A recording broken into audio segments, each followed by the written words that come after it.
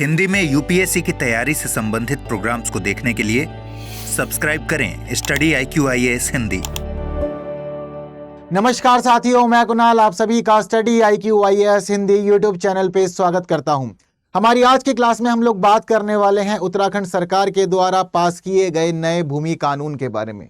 तो आइए आज की क्लास में इस कानून के ऊपर विस्तार से चर्चा करते हैं, क्योंकि ये कानून अपने आप में बहुत ज़्यादा महत्वपूर्ण है और यह राज्य में गैर निवासियों को भूमि खरीदने से प्रतिबंधित भी करता है।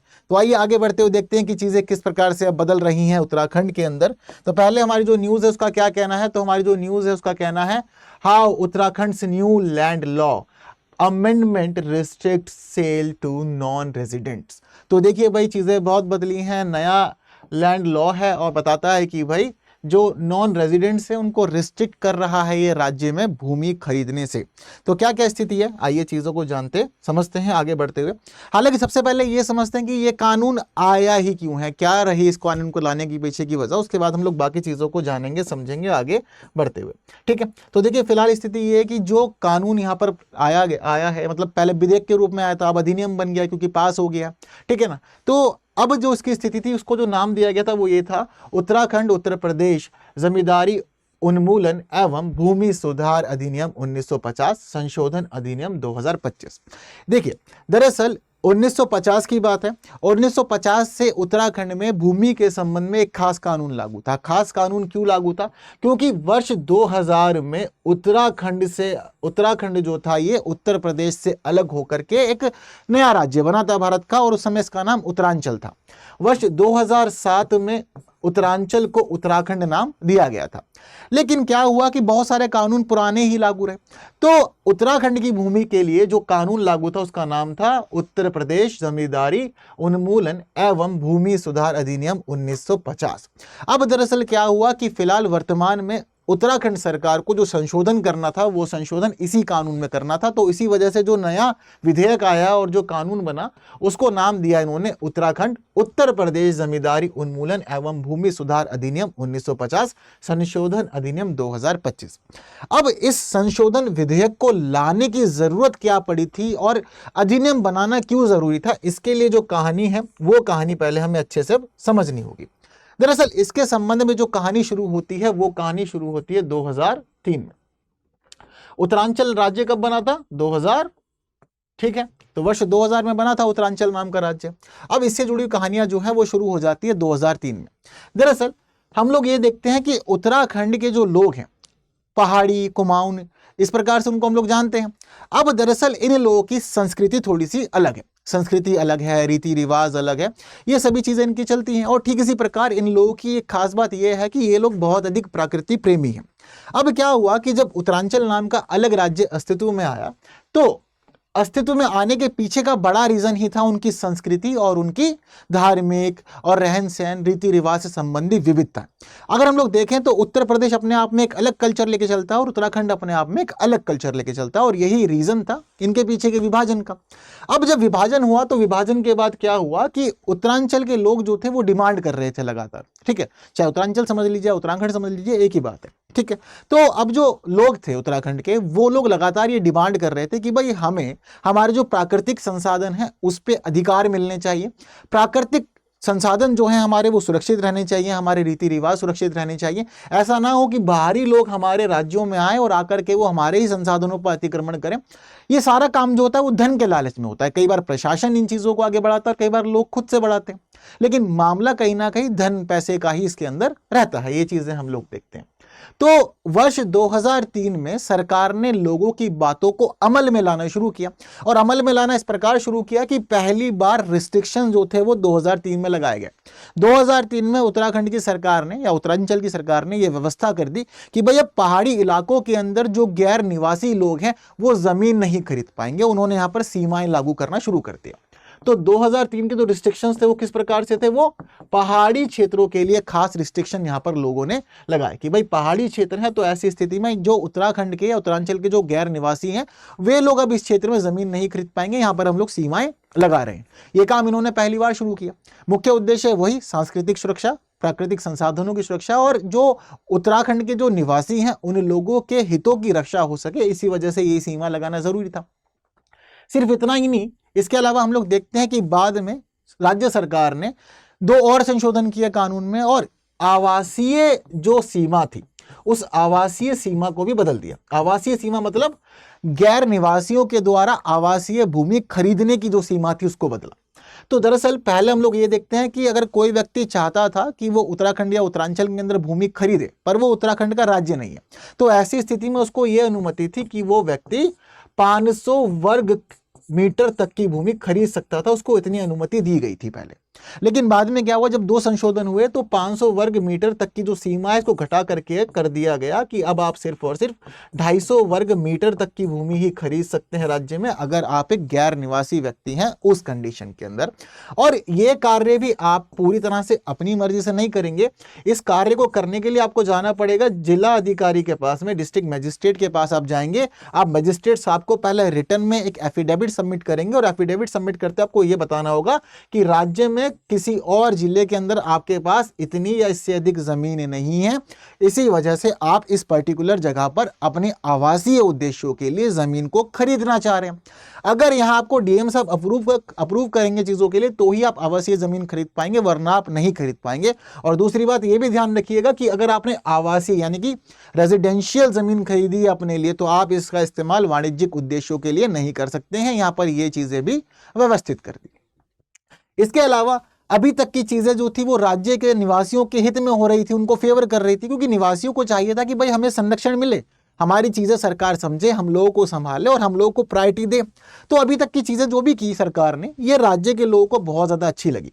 लेकिन इसी के बाद हम लोग देखते हैं कि वर्ष 2017 में दरअसल सरकार ने अपना रुख बदल दिया। सरकार ने रुख क्यों बदला?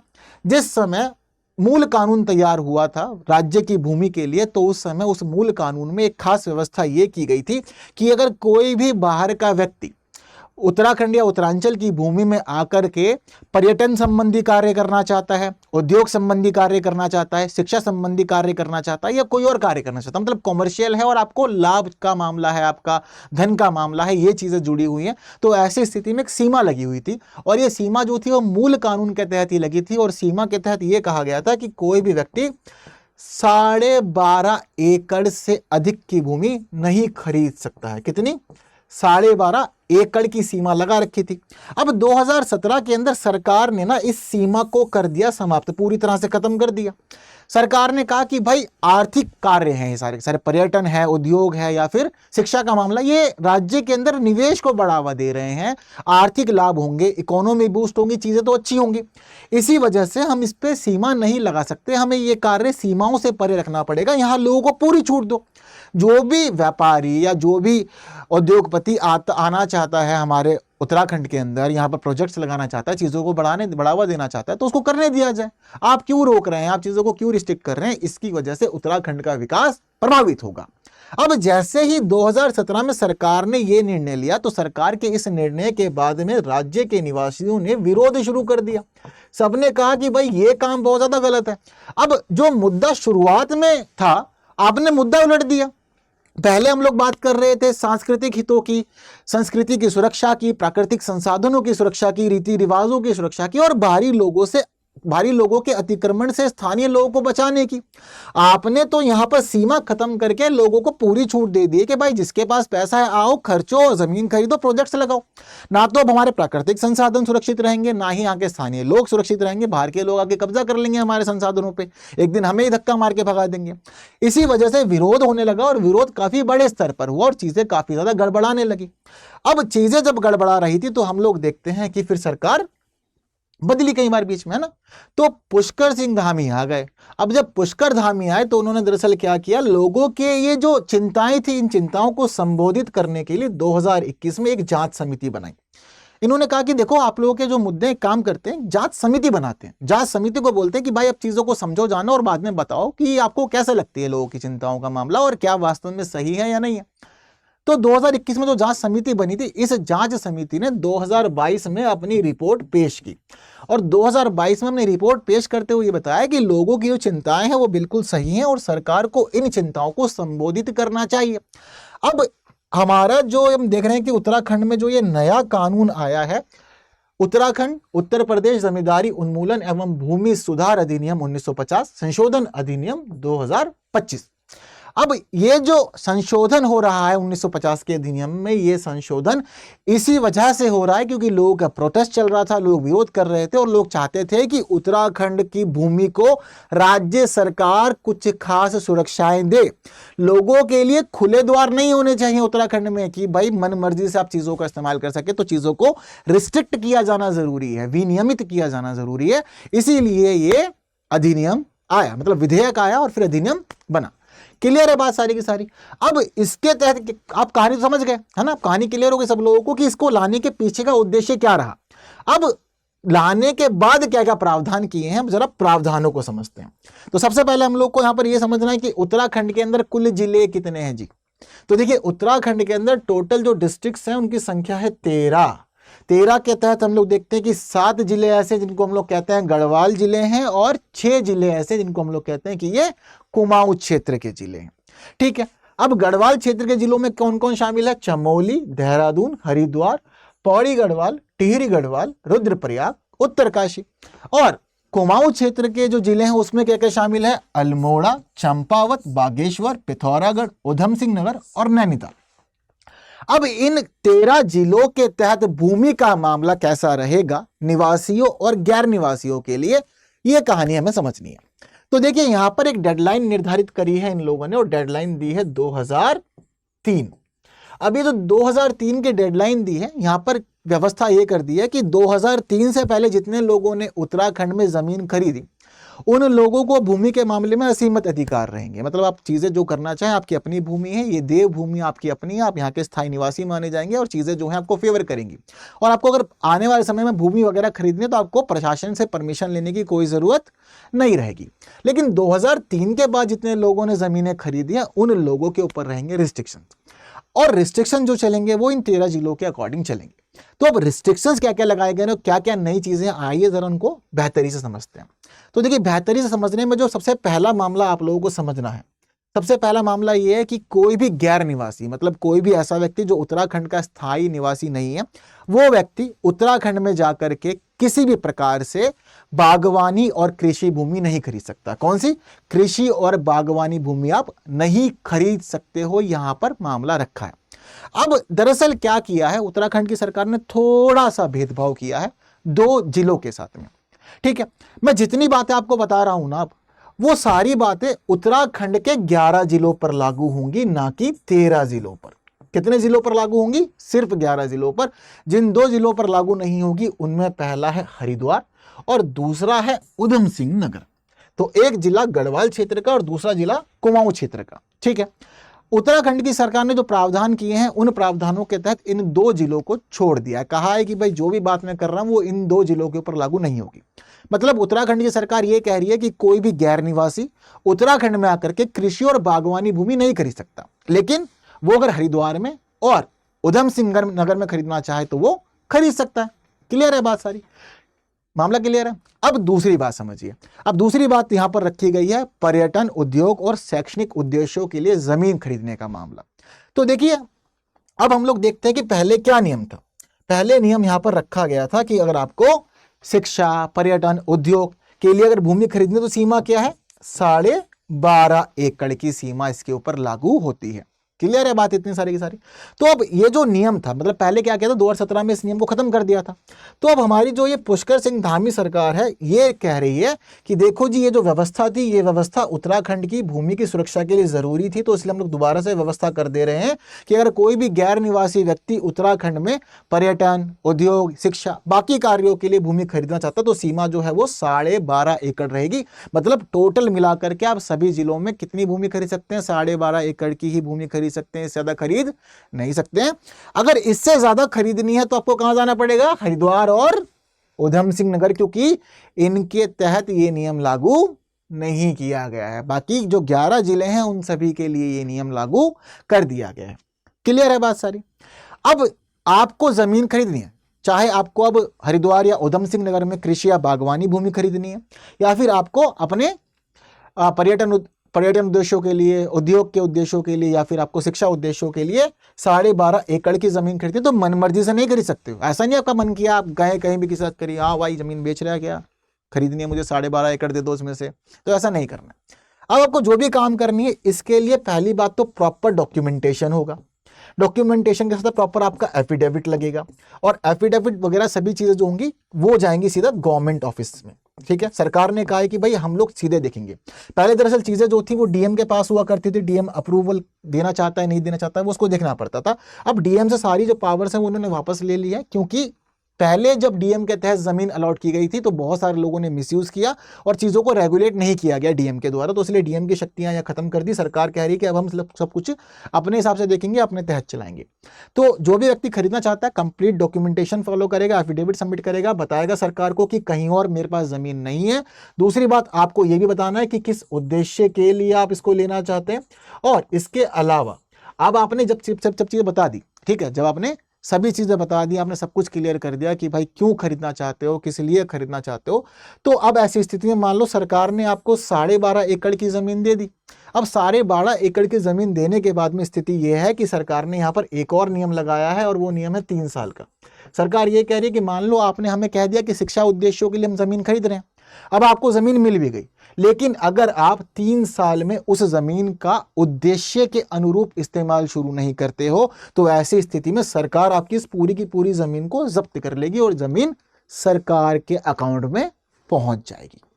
मतलब सिर्फ जमीन मिलना ही बाकी नहीं है, मतलब जमीन मिल जाना ही संपूर्ण नहीं है अपने आप में। अब आपको यहाँ पर यह भी समझना होगा कि जमीन मिलने का काम भी शुरू करना पड़ेगा। अगर 3 साल के अंदर सभी चीजें पूरी नहीं हुई तो सरकार उसको अपने अकाउंट में ले लेगी और आप सरकार से वापस ले भी नहीं पाएंगे। सरकार कह रही है जमीन खरीद रहे हो, जिस काम के लिए खरीद रहे हो उसका इस्तेमाल करो, उद्देश्य पूरे करो और चीजों को आगे लेकर के चलो। ऐसा नहीं है कि भाई आपको सभी चीजें अपने हिसाब से चलानी है, तो ये सब कुछ भी नहीं होना चाहिए। बातें क्लियर है, 2 बातें हो गई क्लियर। इसके अलावा तीसरी बात समझ लीजिए, अब आप आवासीय मामलों के लिए जमीन खरीदनी है तो उसमें क्या होगा। अगर कोई व्यक्ति आवासीय उद्देश्यों के लिए जमीन खरीदना चाहता है तो पिछला नियम लागू है। तो पिछला नियम क्या कहता था कि आवासीय उद्देश्यों के लिए 250 वर्ग मीटर की जमीन आप लेंगे, लेकिन डीएम की परमिशन से। तो सरकार कह रही है कि देखो जी आवासीय उद्देश्यों के लिए 250 वर्ग मीटर का नियम बरकरार रहेगा, बदला नहीं जाएगा, लेकिन जो 250 वर्ग मीटर का मामला है आपको यहां पर एक बात ध्यान रखनी है कि गवर्नमेंट से लेना पड़ेगा अप्रूवल और गवर्नमेंट को बताना पड़ेगा लिखित में कि आपके पास आवासीय उद्देश्यों के लिए राज्य में कहीं और इतनी भूमि नहीं है। अगर भूमि नहीं होगी तो ही मिलेगी, अगर भूमि होगी तो आपको देना नहीं देना वो सरकार पे निर्भर करेगा कि सरकार आपको अलॉट करना चाहती है या नहीं। तो आवासीय उद्देश्यों के लिए जो सीमा है वो 250 वर्ग मीटर की अभी भी बरकरार रखी गई है। हालांकि इस मामले में जो डीएम के अधिकार थे वो छीन लिए गए हैं और वापस मिल गए हैं अपने आप में सरकार को, या सरकार ने अपने पास ही चीजें जो है पूरी तरह से रखी है। इसके अलावा सरकार ने इस अधिनियम के तहत एक और व्यवस्था रखी है, वो रखी है 30 साल की भूमि पट्टे की। सरकार कह रही है कि भाई जरूरी नहीं है कि आप भूमि बेचो, आप चाहो तो भूमि पट्टे पे दे दो, 30 साल का पट्टा रहेगा, जो भी कॉन्ट्रैक्ट वगैरह होगा वो सभी चीजें आप लोग कंप्लीट कीजिएगा। तो ये सारी बातें जो हैं वो सभी बातें फिलहाल इस अधिनियम के तहत शामिल हैं। हालांकि बातें हरिद्वार और उधम सिंह नगर इन दोनों जिलों पर लागू नहीं होती, लेकिन बाकी सबके लिए होती है। और जो भूमि खरीदने का मामला चाहे आप हरिद्वार या फिर उधम सिंह नगर में ही क्यों ना खरीद रहे हो, गवर्नमेंट की परमिशन हर जगह लेनी पड़ेगी, ये यहाँ पर पूरी तरह से व्यवस्थित कर दी गई है। क्लियर है बात सारी। तो यहाँ पर आकर के कंप्लीट हो जाता है ये अधिनियम जो आपको जानना है। हालांकि इस अधिनियम के बाद में उत्तराखंड भारत के उन खास राज्यों की श्रेणी में शामिल है, ठीक है, जिसमें भूमि खरीदने में रिस्ट्रिक्शन लगे हुए हैं। तो जम्मू कश्मीर में पहले हम लोग देखते थे कि पूरी तरह से निषेध था भूमि का खरीदना, लेकिन चीजें बदली 2019 में आकर के, अब आप लोग भूमि खरीद सकते हैं वहां। लेकिन अभी भी भारत के ऐसे कुछ खास राज्य हैं जिनमें भूमि खरीदने पर निषेध है, प्रतिबंध है। हालांकि पूरे राज्य में नहीं है, राज्य के तहत जो अनुसूचित क्षेत्र हैं आप उन जगहों पर ही नहीं खरीद सकते भूमि। उन अनुसूचित क्षेत्रों में जाकर के आप प्रवेश नहीं कर सकते, जमीनें नहीं कर सकते, लेकिन बाकी जगह आप खरीद सकते हो। तो बाकी राज्यों में कौन कौन है? हिमाचल प्रदेश, नागालैंड, असम, सिक्किम, मेघालय, मणिपुर, त्रिपुरा, ठीक है, मध्य प्रदेश, अरुणाचल प्रदेश, मिजोरम, झारखंड, छत्तीसगढ़, पश्चिम बंगाल, उड़ीसा, तेलंगाना और आंध्र प्रदेश। तो यहाँ पर जो अनुसूचित क्षेत्र हैं वहां पर रिस्ट्रिक्शंस हैं, बाकी जगहों पर रिस्ट्रिक्शंस नहीं है। क्लियर है बात सारी। तो कानून अपने आप में इंपॉर्टेंट है और कोई भी व्यक्ति है वो चाहता है कि भाई राज्य में अगर वो रह रहा है लंबे समय से स्थायी निवासी है तो उसके हित सुरक्षित रहने चाहिए, जिसकी वजह से ये कानून लाया गया है।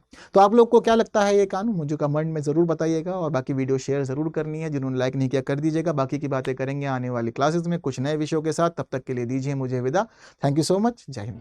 हिंदी में यूपीएससी की तैयारी से संबंधित प्रोग्राम्स को देखने के लिए सब्सक्राइब करें स्टडी IQ IAS हिंदी।